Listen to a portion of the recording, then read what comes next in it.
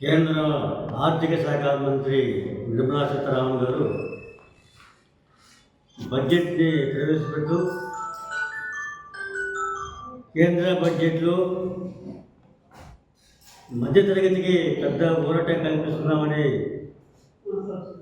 12 లక్షల వరకు ఆదాయం ఉన్న వారికి మేము పన్ను రాయితీ కల్పిస్తున్నామని ఊదరగొట్టే ప్రసంగాలు చేయటం, ప్రజలందరినీ ఉద్ధరిస్తున్నామనే ప్రసంగాలు చేయడం జరిగింది. వాస్తవానికి ప్రజల్లో కొనుగోలు శక్తి పెంచే చర్యలు ఏమీ తీసుకోలేదు. అంతేకాకుండా బడా కార్పొరేట్ శక్తులకు అనుకూలంగా ఈ యొక్క బడ్జెట్ని ప్రవేశపెట్టడం జరిగింది.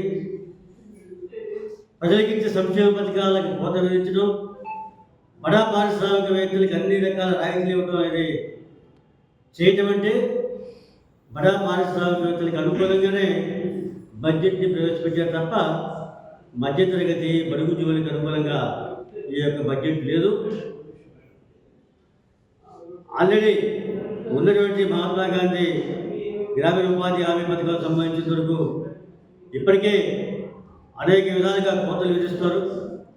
వాస్తవానికి గ్రామీణ ఉపాధి హామీ పథకం చట్టం సంబంధించిన వరకు నిధులు పెంచాలా, గ్రామీణ ప్రాంతంలోనే కాకుండా పట్టణ ప్రాంతాల్లో కూడా ఉన్న పేదలకి పట్టణ ఉపాధి హామీ పథకాన్ని ప్రవేశపెడితే ప్రజల్లో కొనుగోలు శక్తి పెరుగుతుంది.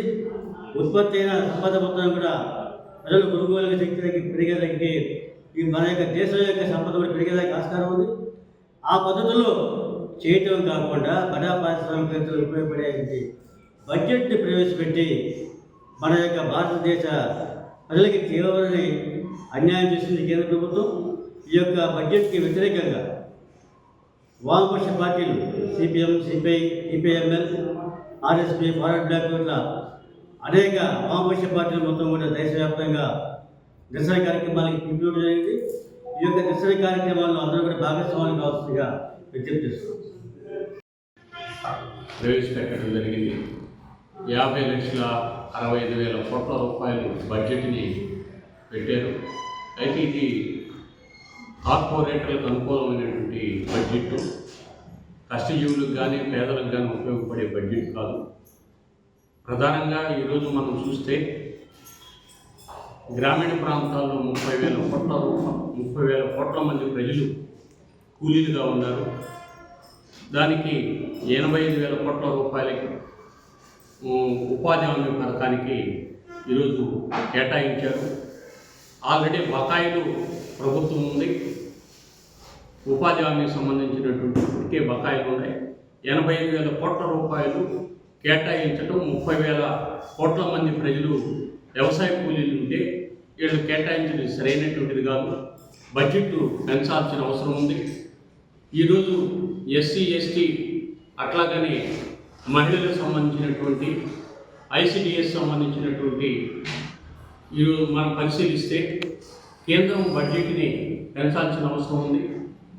ఏదైతే స్కీమ్ వర్కర్లకు సంబంధించినటువంటి బడ్జెట్లో గతం కన్నా కోత విధించారు. అందువల్ల ఇవన్నీ పరిశీలించినప్పుడు మనం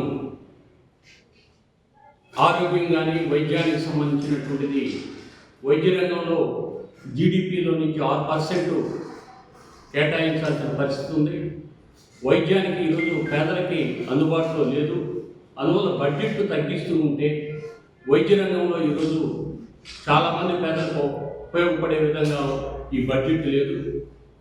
విద్యా విధానంలో కూడా మనం పరిశీలించే జీడిపిలో 3% మాత్రమే కేటాయించారు.